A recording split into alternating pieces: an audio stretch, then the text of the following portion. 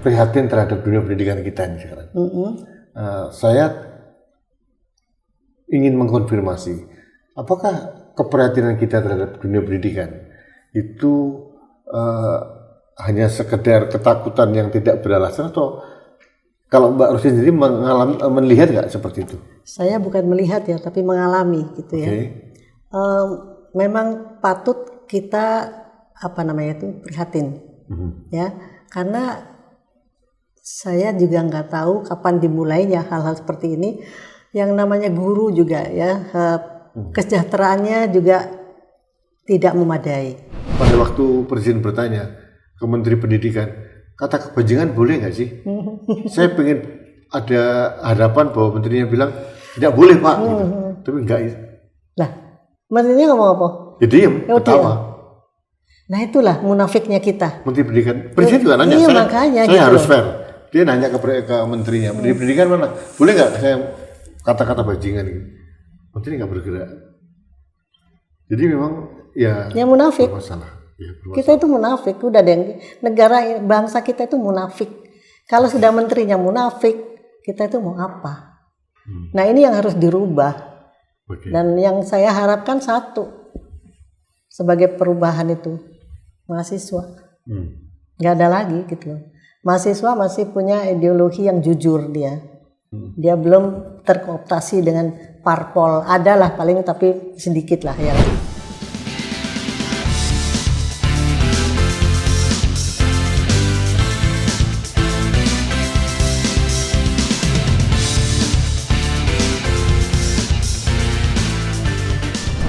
Halo Sobat Indonesia, kita bertemu kembali dalam Anak Bangsa Podcast. Sahabat Indonesia, bagaimana keperbihaan pemerintah terhadap dunia pendidikan kita? Setiap saat pidato Presiden menggariskan tentang pentingnya persiapan kita untuk menuju ke generasi emas tahun 2045. Pertanyaannya, apakah pemerintah sudah menyiapkan infrastruktur dan seberapa besar keperbihaan pemerintah melalui program-programnya terhadap dunia pendidikan Indonesia? Lalu bagaimana kondisi kekinian masalah pendidikan dan generasi muda Indonesia? Untuk itu saya akan berdiskusi dengan tokoh pendidikan dan sekaligus praktisi pendidikan Indonesia, Ibu Rostin Ilyas. Mbak Rostin, iya Mas saya Ruki. Prihatin terhadap dunia pendidikan kita ini sekarang. Saya ingin mengkonfirmasi, apakah keprihatinan kita terhadap dunia pendidikan itu hanya sekedar ketakutan yang tidak beralasan, atau kalau Mbak Rosti sendiri melihat nggak seperti itu? Saya bukan melihat ya, tapi mengalami gitu ya. Memang patut kita prihatin ya, karena saya juga nggak tahu kapan dimulainya hal-hal seperti ini. Yang namanya guru juga ya, kesejahteraannya juga tidak memadai. Bagaimana? Oke, saya potong. Indikatornya apa, Mbak, untuk melihat keperbihaan pemerintah terhadap pendidikan itu baik atau enggak? Yang pertama dari sering nonton TV kan kita, misalnya ada anak SMA diajak ngobrol. Ibu kota Sumatera Utara di mana? Nggak tahu. Ya, bayangin 7 kali 8 nggak tahu. Dari tapi situ problemnya kan gini, Mbak. Ada juga presiden yang bilang 10 ditambah 6 17. Ya makanya mungkin dari contohnya hal kayak begitu. Jadi anekdotnya dianggapnya ini anekdot. Itu sangat memprihatinkan. Sangat nggak lucu loh itu.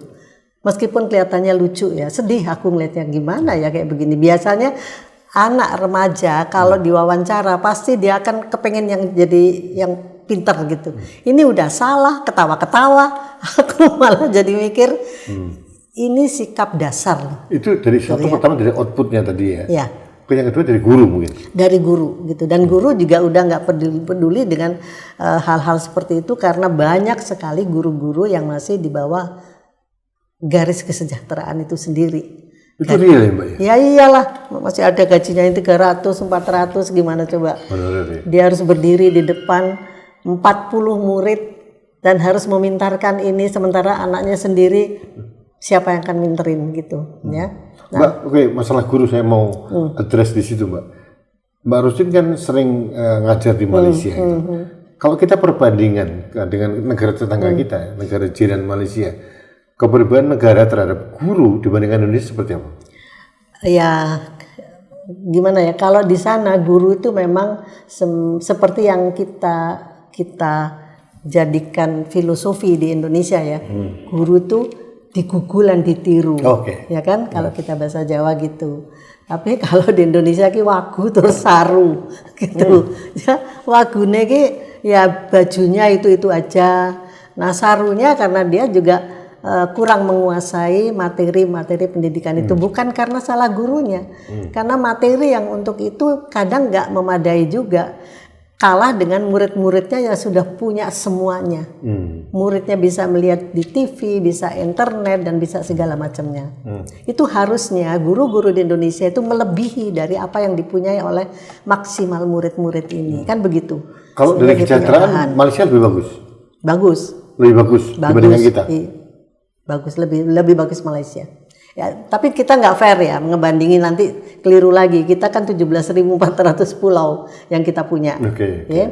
Sementara di sana cuman se-Jakarta aja nggak nyampe gitu loh. Ya memang iya, tapi itu sebetulnya jangan menjadi dasar bahwa kayak begini aja udah cukup, nggak bisa. Mbak, tapi kan begini, Mbak. Tapi kalau dari mandatori dari konstitusi itu kan 20% dari APBN dan APBD itu dialokasikan untuk pendidikan. Tapi kita tahu prakteknya jauh daripada itu gitu. Karena itu akhirnya disambung-sambungkan dengan program-program lain, termasuk sekarang ini digerogoti juga dengan MBG kan. Gitu. Terus? Artinya kan secara konstitusi kita sudah menyiapkan untuk infrastruktur pendidikan termasuk jadi guru. Mas, Indonesia itu kalau menyiapkan secara konstitusi, menyiapkan secara tertulis hebat. Hebat Indonesia itu, hebat. Lemahnya di implementasi. Lemahnya di implementasi, lemahnya pada pelaksananya gitu loh ya. Dan itu pun si pelaksana itu kalau dia sudah melakukan kesalahan, boyo ada sanksinya gitu ya.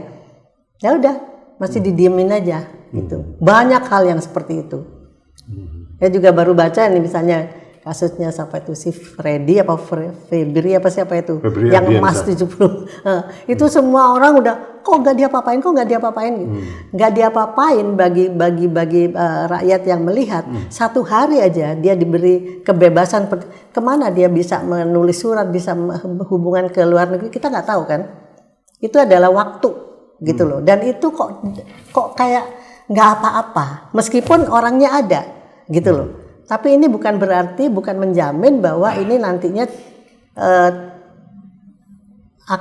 akan menjadi sesuatu yang lebih buruk jadinya gitu, Mas. Hal-hal yang seperti itu banyak sekali. Tadi Mbak Rustin bicara tentang kasus Febri ya.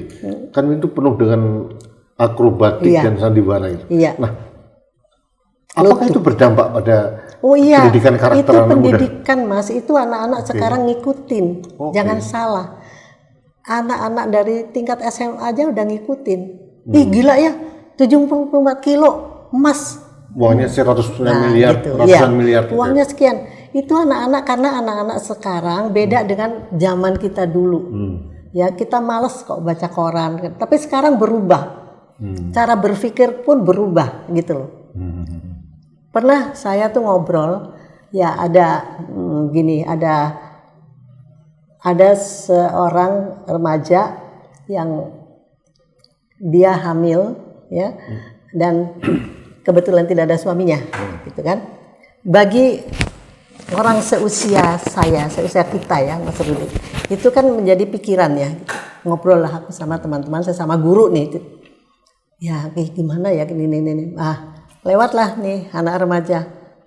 Aku pengen tahu pendapat dia gitu kan, karena dia juga udah tahu ada salah satu temannya seperti itu.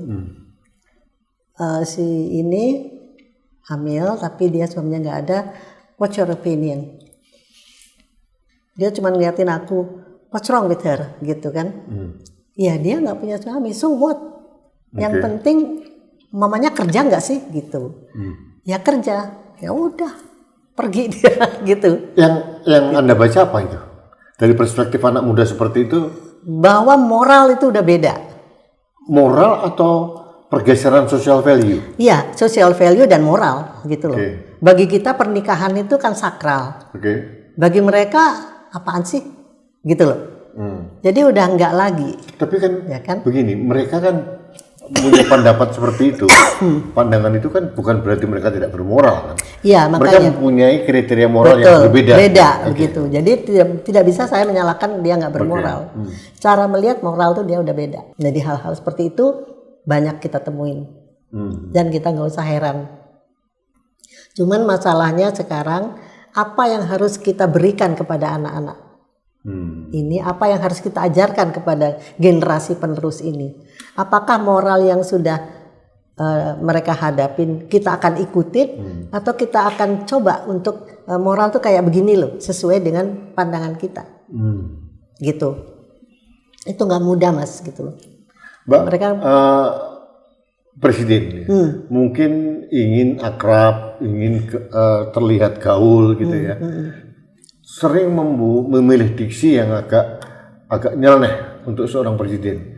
Kata-kata bajingan, ndasmu, terus emang gue pikirin. Udahlah kalau nggak kerasan di Indonesia pindah aja ke negara lain. Menurut Mbak Rusdi sebagai ahli pendidikan, pengamat pendidikan, itu berdampak nggak secara psikologis pada anak-anak? Berdampak. Bagaimanapun juga kita kan ada yang namanya susunan secara vertikal dan horizontal, ya. Horizontal pertemanan, yang ini yang harus kita hargai. Nah kalau dia itu dengan kata-kata yang tidak bisa dihargai secara vertikal, kita repot nantinya. Dalam pemerintahan juga harus ada menghargai. Peraturan-peraturan harus kita hargai. Jadi kalau pimpinan bicara seperti itu, dia merusak tatanan. Itu, dia merusak tatanan. Sekarang mungkin belum, tapi for the next, karena nih anak-anak akan meniru gitu loh. Hal yang kalimat-kalimat kasar itu, presiden aja boleh. Ya itulah makanya. Jadi dia akan kehilangan itu semua. Tapi kalau di seperti itu kan sama anak-anak ini belum tentu dia nggak marah. Iya. Nah gitu, misalnya kita balikan, itu masalahnya, dan itu sorry ya, itu kebanyakan bangsa kita seperti itu. Maksudnya seperti apa? Orang tua boleh ngomong apa aja. Munafik nggak?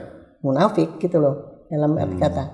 Sementara aturan-aturan banyak sekali untuk anak-anak, untuk kepada generasi penerus. Tapi kita nggak fair. Dengan mengatakan dasmu ini ditujukannya kepada siapa kan gitu. Nah itu kalau ditiru sama ini apa salah? Karena mereka kan melihat oh ini kan apa namanya itu panutan. Saya harus meniru. Ya gue tiru dong. Itu nggak dipikirkan gitu loh. Ini yang harus kita belajar. Saya banyak sekali ya mas kalau kita mendengarkan presiden-presiden di dunia yang sudah modern, taruhlah Amerika. Kayaknya Trump sendiri nggak pernah deh ngomong yang kayak begitu.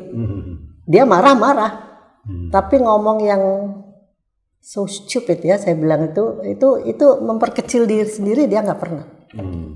Nah kalau kita yang seperti ini ya, saya mohonlah janganlah diulangi lagi itu, jangan. Gitu. Ya, saya kadang-kadang tidak terlalu harus hanya menyalahkan presiden ya, karena kadang-kadang presiden berbuat kesalahan, menghitung salah, terus membuat pilihan diksi yang kasar, itu ditepuk tangani, ditertawakan. Ya makanya kita tuh munafik. Habis tepuk tangan, tertawa, seolah-olah lucu, nanti di belakang ngomong. Itu nggak fair. Kalau memang tepuk tangan kita tepuk tangan dan kita boleh meniru seperti itu, is different gitu loh. Tapi akhirnya kan enggak gitu. Mbak, ini yang aku bilang. Saya pernah membaca tulisan budayawan kita ya, yang dulu Lubis apa namanya, Muhtar Lubis. Muhtar Lubis. Salah satu tipe bangsa kita adalah munafik. Betul. Nah, iya Muhtar Lubis ya. Kita bangsa yang munafik, hipokrit. Tapi ternyata benar ya. Benar. Meskipun kita denial. Iya. Benar gitu loh. Mbak, tapi itu apakah itu masuk budaya kita atau gimana? Karena kalau kita misalnya mengatakan, ih kamu jelek banget, itu kayaknya kok gak sopan ya. Tapi terus kita, kamu keren loh meskipun ini gitu. Semantik ya, diperhalus gitu ya. Itu sajane munafik. Munafik gitu ya. Dalam bentuk yang lebih soft gitu ya. Sehingga kita nggak siap menerima kritik dalam waktu yang sempit. Ada itu lagi, dangerous. iya, kita boleh tekor asal kesohor gitu. Iya. Ya, itu juga bagian dari munafik kan. Iya. Saya melihat begini, contohnya Singapura. Singapura itu pemimpin ya pada waktu KTT ASEAN itu, dia pakai pesawat komersial. Dia ekonomi, perdana menterinya itu datang ke Filipina. Kita membawa pesawat sendiri didampingi dengan pesawat tempur, terus bawa mobil sendiri, tentu saja pakai Hercules kan itu. Padahal kita punya hutang di Singapura. Itulah makanya. Kok enggak malu ya gitu loh. Itu secara awam aja bisa. Bagian tidak punya malu dan boleh tekor asal kesohor itu, apakah bagian dari munafik itu? Sangat benar itu. Dan kalau sudah dicontohkan oleh yang namanya petinggi ya, itu kan seolah menjadi panutan. Oh boleh kok. Oh bisa kok. Harusnya kalau dia menjadi panutan, ya dia pantas untuk dianut gitu loh. Pantas untuk dicontoh. Itu siapa yang bertanggung jawab kanan kirinya? Gitu. Saya Mbak pernah sering beropini Mbak terkait dengan normalisasi anomali perilaku. Kenapa saya marah dengan Jokowi gitu? Padahal saya dulu mendukungnya karena Pak Jokowi ini menormalisasi tentang nepotisme. Ya nepotisme itu dinormalkan sama beliau dan dilegalkan. Enggak apa-apa. Akhirnya itu menjadi tolok ukur di daerah bahwa Jokowi boleh kok dukung anaknya lagi menjabat jadi presiden. Sekarang Mbak Rustin lihat ada bupati yang melantik istrinya jadi kepala ini, keponakannya ini, anaknya itu, iparnya begitu gitu. Akhirnya itu yang dan itu terjadi pembiaran kan? Tidak ada yang namanya peprotes. Ya karena mereka melihat bahwa secara aturan boleh. Nah, tapi kan kita melihat bahwa aturan perundangan atau konstitusi sekalipun di atasnya kan ada etik dan moral. Gitu. Betul. Itu dan aku kecewa ya, ya bukan kecewa banget gimana ya, tapi mahasiswa sekarang kok jadi diem ya gitu loh. Nggak kritis lagi. Kritis kalau hal-hal yang gede, tapi hal-hal yang kecil dia udah malas ngeritisin. Itu dangerous gitu loh. Dan itu harusnya tidak dibiarkan karena hanya ada 3 yang bisa memutarbalikkan dunia itu. Satu, dia itu seniman dengan lagu-lagunya, dengan kritik sosial. Yang kedua itu jurnalis dengan tulisan-tulisan dia. Yang ketiga itu mahasiswa. Kalau 3 ini sudah nggak berperan dalam Indonesia ini sebagai pengkritik, sebagai pengecam atau sebagai penasehat atau sebagai memberikan satu masukan dan selesai kita. Kita harapkan tuh mahasiswa tetap kritis, tetap nyinyir gitu. Balance power nggak ada. Nggak ada. Di lembaga-lembaga negara yang seharusnya memberikan suatu pengawasan, membalance tidak berfungsi. Nggak berfungsi. Padahal kita mengharapkan dari itu. Tiananmen mahasiswa, 66 mahasiswa, 98 mahasiswa. Iya. Ya kan? Gitu loh. Jadi perubahan besar di manapun ya, khususnya di Indonesia itu pasti dari gerakan mahasiswa. Iya, gitu loh. Nah ini harusnya kalau Mbak Rustin melihat karena apa mahasiswa mempunyai pola pandang yang berbeda itu? Satu, karena memang saya nggak kepingin suujon ya, tapi ada pemikiran aku kayak gitu. Setelah tahun 98, pasti pemerintah itu udah melihat, oh kayak begini nih, mereka itu. Siapa yang begini, siapa yang pimpinan di situ tuh siapa? Oh misalnya BEM pamannya, itu belum tentu juga BEM-nya, belum tentu gitu. Atau siapa. Itu langsung dipegang, dijadikan teman baik, diberikan segala macam personal ya, nggak mengatasnamakan lembaganya, enggak gitu loh. Ya, ini terbukti nih. Kemarin mahasiswa UBK di Sogo. Nah, gitu. Nah, hal-hal seperti itu kan, dan itu diekspos viral dengan jaket alma maternya. Apa nggak sedih aku gitu loh. Nggak ada di tahun-tahun waktu 98, even 66, apalagi nggak ada itu. Mbak, kalau lihat dari semua silang sengkarut yang kita saksikan di publik, di media publik dan sebagainya, yang paling memprihatinkan, yang membuat dunia pendidikan kita ini mengkhawatirkan itu apa? Ya perilaku ya, udah jelas perilaku dan perilaku pimpinan, elit-elit itu. Iya. Itu signifikan ya? Oh iya dong, iya banget. Siapa dulu yang nggak bangga sama Bung Karno? Sampai kita punya kok lagu Bung Karno Jaya, Bung Karno. Ada nggak sekarang lagu kayak gitu? Nggak ada kan? Karena kita udah nggak bangga lagi, gitu loh. Ya, itu juga satu tengarai ya, satu indikator bahwa hati itu tidak bisa dibohongi. Begitu.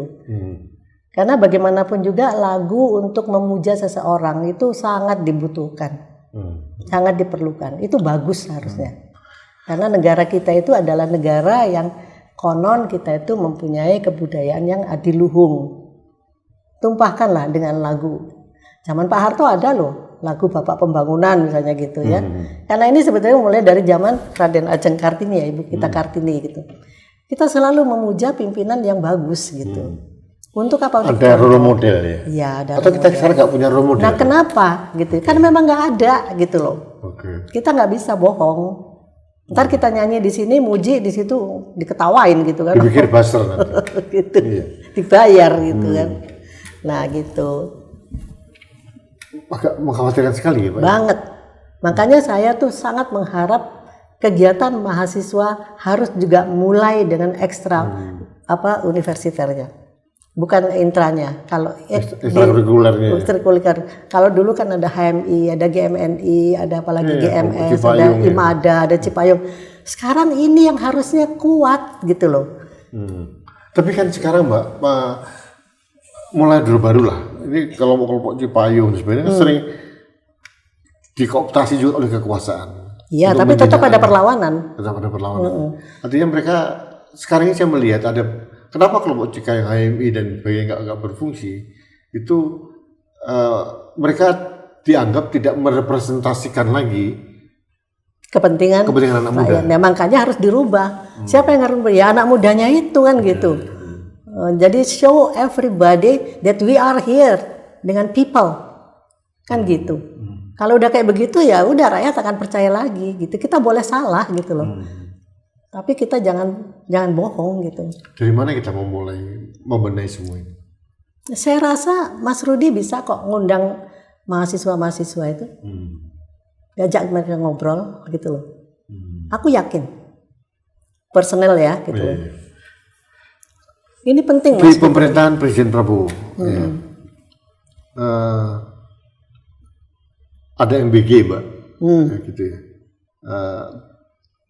Menurut Mbak Christine itu program yang berpihak untuk anak-anak muda menciptakan ekosistem anak yang sehat, terus menurunkan angka stunting.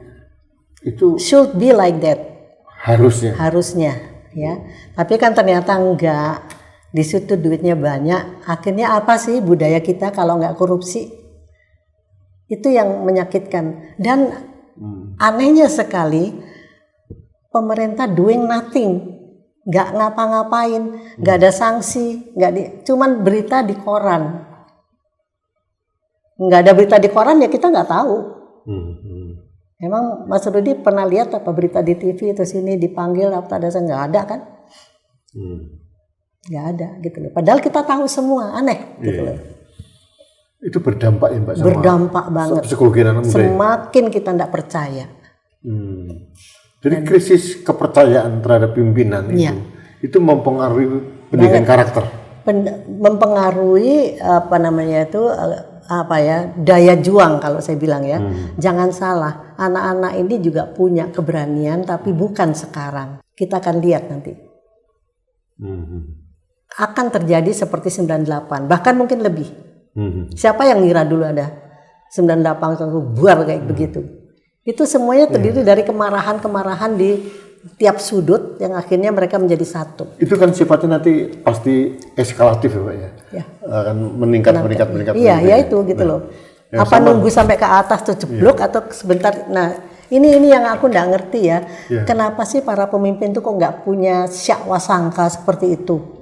Kok nggak punya satu kekhawatiran seperti itu bahwa yang diambil itu adalah duit anak-anak yang harusnya makan untuk sehat itu, dan kamu ngambil duit itu, koran itu sudah bicara, media itu udah bicara, tapi nggak ada rasa ketakutan. Berarti apa? Ya memang sudah korup, bebal gitu ya. Bebel, gitu. Dan ini mengerikan sekali. Ya, kita terrefleksi Mbak dari penilaian dari dunia internasional, khususnya lembaga pemeringkat tentang ekonomi, persepsi korupsi gitu ya, indeks persepsi demokrasi. Paling tinggi loh korupsinya. Kita jeblok semua Mbak. Betul. Jeblok semua. Untuk korupsi itu kita sudah sama dengan Nepal. Gitu. Jadi artinya kita dari 190 negara kita nomor 109. Begitu rendahnya kita Mbak. Bandingkan dengan Singapura nomor 1, nomor 2, Norwegia, Denmark. Itu pasti luar biasa gitu. Membangun Indonesia yang bersih itu, saya masih bingung mulai dari mana ya? Mas, aku tuh kalau kayak begini ya, saya kemarin itu sambil duduk di HP ya, duduk ke negara, tiba-tiba suara dari presiden teriak-teriak, saya muak saya, kalian semuanya bohong, kalian tidak bekerja untuk rakyat, saya muak, aku sampai mikir kasihan banget sih ini orang gitu loh. Saya melihat ini Pak. Dari saya itu kalau dia nggak kelewatan, dia nggak mungkin kok teriak-teriak seperti itu. Saya kebetulan kan S2 saya tentang kepemimpinan, manajemen kepemimpinan tuh. Ada beberapa persepsi tentang itu Pak, tentang kenapa pemimpin mudah dibohongi. Nah, saya kemarin ada opini, ada pertanyaan, kenapa kok presiden mudah ditelikung anak buahnya ya? Kalau kasarannya itu mudah dikibuli. BGN orang terdekatnya dia. Terus ini di Febri Ardiansyah ini panglima tertinggi pemberantasan korupsi, Jampitsus korupsi juga, gila-gilaan. Tapi kan akhirnya logika publik bermain bahwa seorang Febri nggak mungkin sendirian, nggak mungkin nyetor juga ke sana kemari, ke atas dan sebagainya. Nah, akhirnya saya berjuang bahwa ini ada masalah di kepemimpinan Pak Prabowo ini. Ya. Kalau saya menganalisis begini Pak, saya harus berbuat bahwa Pak Prabowo ini terlalu sering selama puluhan tahun, beliau gagal 4 kali dalam pilpres itu, dia pidato dalam lingkungan terbatas, gitu ya, di Gerindra, yang semuanya ditata mengiyakan dia relasi kuasa, gitu. Jadi mereka mengiyakan juga, nggak ada pola perdebatan, demokrasi itu nggak ada, gitu. Dan hampir semua partai-partai yang dipimpin oleh orang-orang tua-tua nggak di demokrasi, nggak ada dialektika, perbedaan, pertengkaran pemikiran itu nggak ada. Itu pun terjadi, Pak Prabowo terbentuk dari proses itu, sehingga itu dibawa oleh beliau di publik gitu, sehingga beliau tidak mempunyai kontrol, seolah-olah berbicara dengan suatu event tertentu, beliau tidak sadar bahwa itu disorot oleh dunia internasional, disorot oleh seluruh Indonesia, pilihan diksinya salah dan sebagainya. Lalu beliau secara telanjang mengungkapkan kelemahan diri sendiri tentang bagaimana pola kepemimpinan yang beliau terapkan. Berarti kan orang gini Mbak, kalau Mbak Rustin ini ada anaknya, anak 4 misalnya, semuanya bermasalah. Akhirnya kita mempertanyakan tentang parenting system di keluarga itu seperti apa sih? Kok anaknya kok salah semua? Salah semua. Parenting systemnya bermasalah, Pak. Nah, kalau kita bicara tentang kabinet ini, kok banyak korupsi dan korupsinya merajalela dan gila-gilaan, brutal. MBG itu satu hari bisa sekian miliar. Bayangin orang kita nyari uang segitu aja, kita bisa membayangin berapa berat effort kita gitu. Nah, ini kan kita melihat begitu mudahnya itu terjadi. Mereka menelikung presiden gitu. Sebetulnya kalau aku bilang sih ya Mas, mereka sudah melihat bahwa presiden tuh nggak punya siapa-siapa di sebelah dia. He's alone. Wapresnya masa bodoh kok. Udah nggak ada. Jadi presiden tuh mau tahu berita dari mana ya dari orang yang ngasih tahu ke dia dengan kepentingan bermacam-macam. Gitu loh. Pernah kok saya menanyakan presiden itu kalau zamannya Pak Harto, zamannya Pak Bukan itu ada staf ahlinya kan, pendamping gitu. Mbak, tapi ada secara psikologis, Mbak. Coba Mbak Gusin analisis secara pendidikan ya, studi pendidikan. Ini pemimpin dengan usia yang sekarang 75 tahun. Gitu. Kemudian dikelilingi oleh staf khusus, staf pribadi di Indonesia, orang yang punya jeda umur 20 sampai 30 tahun. Dan terbiasa dengan pola relasi kuasa yang nggak patron klien yang nggak berani membantah. Bagaimana kita bisa mengharapkan presiden dapat masukan yang baik? Ya itu harus. Bagaimana kita mengharapkan adanya pertengkaran pemikiran antara presiden dan pembantunya? Kalau aku ngelihat harus ada staf ahli dia. Staf udah banyak, Mbak. Mana? Kalau dari staf ahlinya banyak. Tapi nggak didengerin. Presiden banyak. Jadi Mbak Rustin, saya akan tentang keras kalau mengusulkan. Oh gitu ya. Karena stafnya udah banyak, Mbak. Staf khusus, penasihat khusus, semua banyak. Jadi semua infrastruktur ketatanegaraan itu sudah mengelilingi. Ya kalau begitu DPR-nya dong.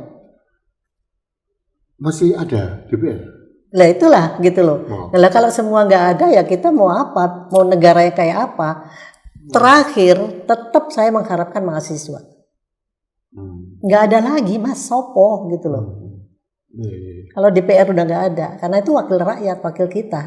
Ada kesalahan gitu. Begini, koalisi di pemerintahan ini itu direfleksikan di koalisi di DPR, sehingga karena sekarang di DPR itu 8 partai yang ada di sana, 8 fraksi berarti 7 partai, 7 fraksi sudah koalisi pemerintah. Jadi tugasnya beliau adalah mengamankan kebijakan pemerintah. Hanya satu PD Perjuangan yang tidak. Tapi kan 1 dibanding 7. Nggak mungkin juga. Ya, gitu. Anggota DPR 580 ya, dibandingkan dengan. Kita sudah dalam keadaan yang jelek. Krisis ya. Ya tinggal tunggu kemarahan rakyat. Jadi gini, tadi saya dengar dari saya karena banyak bersinggungan dengan masalah politik. Banyak diskusi, banyak menyimak gitu ya, pandangan orang terhadap krisis ekonomi, krisis hukum. Yang paling penting adalah kuncinya di krisis tata kelola pemerintahan, termasuk dunia pendidikan ini. Kita melihat, makanya saya undang Mbak Rustin ya, pengen tahu ini arahnya kemana ya. Sebagai contoh Mbak, ini baru saja penerimaan murid baru, karena sistem zonasi, sistem ini, sistem itu gitu. Ada pola pakai sistem angka nilai pokoknya kalau nggak masuk di sini berarti dia nggak lewat gitu. Yang terjadi sekolah-sekolah SD itu markup semua nilai-nilai supaya muridnya masuk. Mbak Christine lihat nggak ada nggak anak SD yang tidak lulus? Ya semuanya lulus. Tapi itu bukan sekarang aja loh. Sejak zaman Jokowi juga kayak begitu. Iya memang. Dan ini mengerikan sekali kan. Waktu itu saya udah teriak-teriak juga. Tapi karena itu bukan lembaga dan itu ya nggak direken lah ya gitu loh. Jadi kalau sekarang kita mau teriak lagi, ya ya gimana ya? Tapi nggak bisa Mas, ini harus dibenain. Mbak, ini harus dibenain. Terakhir saya mau tanya nih Pak, ada perbedaan yang signifikan. Kelas 4, kelas 5 SD waktu saya tahun 70-an gitu ya. Itu kita sudah paham ibu kota provinsi, ibu kota negara apa. Nah sekarang memang SMA tadi itu. Bisa.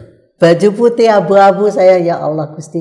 Ini kan sudah indikator ya. Rakyat sudah menunjukkan ini loh kualitasnya kan. Nggak mungkin rakyatnya berbondong-bondong. Bu ini udah nggak bisa gini, nggak mungkin. Lihatlah itu televisi itu media. Nah mestinya petingginya itu sadar dong gitu loh. Cara mengajarnya bagaimana. Dulu saya masih ingat waktu disuruh kita membuat peta buta. Ya kan dari Lempung tuh ya. Buat pulau ini terus ini. Itu nggak pernah gitu loh. Jadi dianggapnya udah nggak penting. Sejarah masih ada nggak? Nggak juga gitu. Nah saya nggak ngerti ya ke apa namanya tuh kebijaksanaan apa yang ada. di negara kita ini. Kita itu negara yang kayak apa gitu loh. Sayangnya Mas, gimana kalau sekarang Mas Rudi ngumpulin teman-teman yuk kita, terus kita ke DPR gitu loh. Dari kita nggak usah pakai nama, kita rakyat. Ayo deh. Gitu Tentang loh. apa? Ya tentang ini semua kita bicara.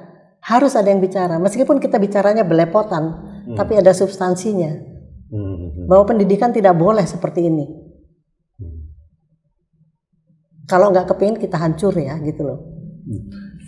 Mbak, ada beberapa orang yang bilang di zaman Pak Prabowo sekarang ini adalah titik persimpangan.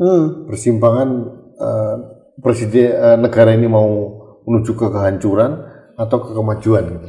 Nah, ini di persimpangan Pak Prabowo ini. Karena di zaman Pak Prabowo ini kan ada bonus demografi gitu. Itu kan berhenti tahun 2030 udah berhenti deh, udah nggak ada lagi bonus. Artinya terus, bagaimana kita mengelola bonus demografi ini kan belum terlihat. Betul. Master hasilnya plan-nya, kayak master plan-nya. Roadmap-nya nggak jelas. Kayak gitu. apa gitu, Ya, maunya apa. Anak-anak yang berumur 20 tahun sekarang ini nanti akan megang kendali negara tahun 2045, Pak. 20 tahun kemudian. Nah, saya belum melihat persiapan mereka secara mentalitas, terus kapasitas. Itu belum melihat. Kalau aku ya Mas menyarankan ke Mas Rudi, Mas yuk kita undang 10 atau 15 teman-teman, kita bicara tentang ini, kemudian kita tulis apa sih, 1 apa, 2 apa, 3 apa.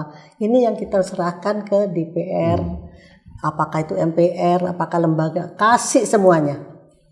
Karena kalau cuman seperti ini Mas, itu yang mendengarkan juga terbatas ya, yang melihat juga terbatas, apalagi yang ngeh gitu kan.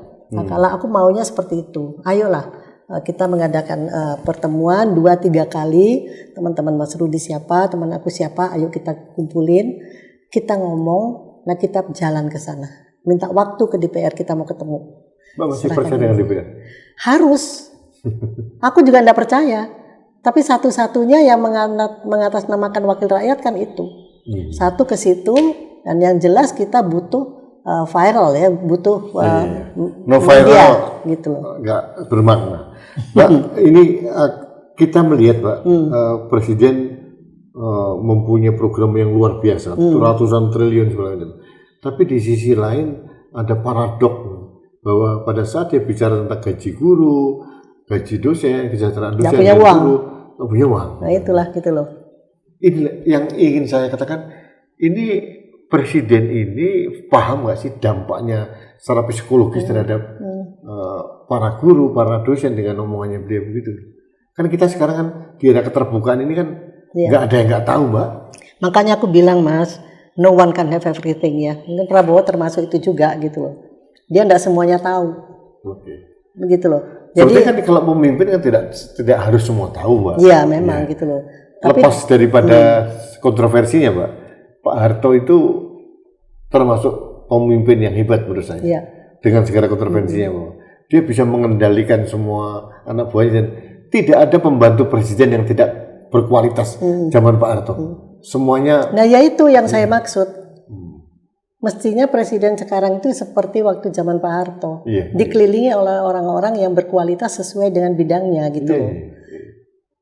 Nah kalau Pak Harto menterinya semuanya berkualitas, mulai dari Ali Wardana dan sebagainya. Gitu. Mbak, saya termasuk yang agak bertanya-tanya ini. Presiden mendirikan sekolah rakyat. Ini keluar dari pakem pendidikan dasar dan menengah, dikelola oleh Kementerian Sosial.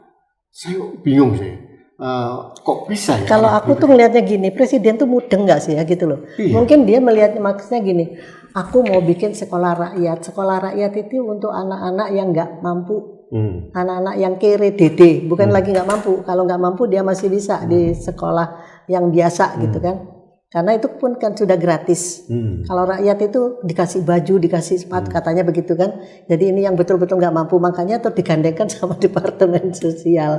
Ngaco kan gitu loh. Aku mikir ini kok kesian amat melihatnya saya. Aku tuh melihatnya gimana ya, memang bisa dalam koordinasi itu sosial politik tuh bisa ya, sosial ekonomi. Tapi nggak begitu caranya. Kalau saya jujur Mbak, kalau ingin tujuannya ke arah sana, kapasitas sekolah yang ada ditingkatkan ditingkatkan itu untuk makanya menampung mereka. betul Toh gitu. dalam kenyataannya kan ada payung. tambah lagi aja seperti itu, Iya. tapi jangan dengan nama lain gitu Di loh. konstitusi kan sudah ada wajib belajar 9 tahun. Artinya memang mereka Punya hak, untuk betul. gratis Iya, gitu loh. betul. Sampai SMP terakhir itu memang gratis. Betul. Makanya kita berpikir harusnya bukan Makanya saya 9 tanya tahun. siapa sih yang di sebelah presiden itu? Itu dia. Itu yang kasih masukan kan begitu. Pada waktu presiden bertanya ke Menteri Pendidikan, kata kebanjangan boleh nggak sih? Saya pengen ada harapan bahwa menterinya bilang tidak boleh Pak, gitu. Tapi enggak. Lah, menterinya ngomong apa? Ya diem, Ya, ketawa. Nah itulah munafiknya kita. Menteri Pendidikan, presiden juga nanya, Iya, saya makanya gitu harus loh. fair. Dia nanya ke menterinya, Menteri Pendidikan mana? Boleh nggak saya kata-kata bajingan gitu? Menteri nggak bergerak. Jadi memang ya Yang munafik. bermasalah. Ya, bermasalah. Kita itu munafik, udah deh. Negara bangsa kita itu munafik. Kalau sudah menterinya munafik, kita itu mau apa? Nah ini yang harus dirubah. Oke. Dan yang saya harapkan satu sebagai perubahan itu mahasiswa. Nggak ada lagi gitu loh. Mahasiswa masih punya ideologi yang jujur dia. Dia belum terkooptasi dengan parpol. Adalah paling tapi sedikit lah yang seperti itu. Ya, Mbak, ini paling terakhir. Kita bicara mahasiswa untuk menekan kebijakan negara. Tapi kan itu perlu waktu dan ada potensi gagal juga dengan kepentingan politik, tabrakan dengan beberapa kepentingan. Tapi yang real itu adalah saya berharap ada peningkatan resiliensi, ketahanan di keluarga, gitu. Menciptakan parenting system yang baik gitu. Karena bagi saya kan keluarga itu kan Madrasah pertama gitu loh. Jadi parenting system penting gitu. Perilaku anak-anak itu kan dari orang tuanya. Seperti apa? Itu penting nggak sih kita harus penting. masuk ke sana? Itu terpenting mas. Itu terpenting. Tapi memang tidak serta merta, ya kan gitu loh. Kalau kita mau pragmatis ya mahasiswa. Tapi kalau ini adalah tujuan kita yang mau menjadi bangsa yang adiluhung, jadi bangsa yang berbudaya, itu ya parenting yang benar itu di situ, gitu. Nah ini memang dua-duanya harus jalan. Tapi kalau mau pragmatis, ajak bicara mahasiswa. Mereka agen perubahan. Agen perubahan, nggak bisa mas kalau nggak kita ajak ngomong. Yeah. Ya, memang harus ada waktu. Aku yakin Mas Rudi bisa menengahi itu. Mbak Rustin, terima kasih waktunya. Sama-sama Mas. Mungkin agak ngelantur ke sana kemari, tapi bagi saya. Tapi nggak apa-apa, ini semuanya bicara bangsa kok. Bicara bangsa. Bicara bangsa. Iya, betul Mbak. Sami-sami. Iya. Sahabat Indonesia, seperti yang disampaikan oleh Ibu Rustin Ilyas bahwa ada permasalahan serius di negeri ini. Kita mengkonfirmasi bahwa kita apa yang dikatakan oleh Pak Muhtar Lubis bahwa salah satu ciri khas bangsa Indonesia adalah bangsa yang munafik. Ya. Dan akhir-akhir ini hipokrisi itu dipamerkan di ruang publik oleh para pejabat. Pejabat bermewah-mewah, korupsi, ada menteri yang mau keluar negeri bawa anak istrinya. Dan gitu makin banyak seolah-olah tidak apa-apa. Iya. Ada istri menteri ikut menteri kunjungan ke daerah, kemudian istrinya minta naik Pesawat gunung pribadi. tapi pakai helikopter. Nah, jadi ini pameran-pameran kecerobohan pola sikap ini dipamerkan di ruang publik dan itu dibaca oleh anak-anak muda semua gitu. Dan menurut Bu Rustin itu sangat berpengaruh signifikan terhadap perilaku dan mindset anak muda memandang suatu masalah gitu. Termasuk memandang suatu peristiwa, memandang negara seperti apa. Harus ada perubahan besar dan Bu Rustin menyarankan salah satu ujung tombaknya adalah mahasiswa. Tapi saya menambahkan resiliensi keluarga itu harus ditingkatkan, ketahanan keluarga itu wajib karena ini faktor yang paling cepat karena tanggung jawab moral kita adalah di keluarga, parenting system kita, kemudian bagaimana kita menciptakan anak akan seperti apa itu adanya di keluarga. Keluarga adalah madrasah terkecil yang harusnya dilaksanakan. ini penting kita lakukan, dan saya mengundang beberapa tokoh ke depan untuk berbicara tentang ini, dan saya setuju nanti kita akan kompilasi semua pemikiran ini untuk kita sampaikan pada beberapa instansi yang mempunyai, yang kita anggap seharusnya bertindak gitu loh. Minimal kalau institusi itu tidak bergerak, kita dorong untuk bergerak gitu ya, dan bergerak. Jadi yang terakhir, pertengkaran pemikiran itu penting. Penting banget. Penting agar kita selalu menciptakan generasi yang kritis terhadap diri sendiri, lingkungannya maupun negaranya. Ini penting, dan kita akan terus mengawal arah pendidikan ini, arahnya kemana. Kita melihat keperbiaan negara di zaman Pak Prabowo ini kita anggap sangat-sangat kurang, sehingga kita perlu mendorong agar presiden yang mempunyai akses keuangan yang kuat, akses power yang kuat, akses kebijakan yang kuat itu bisa melahirkan kebijakan-kebijakan yang benar-benar tepat guna, tepat manfaat, dan tepat sasaran, agar bonus demografi ini bisa kita empowering, kita berdayakan dengan baik. Terima kasih sahabat Indonesia, kita bertemu kembali dalam opini dalam Anak Bangsa Podcast selanjutnya. Sampai jumpa.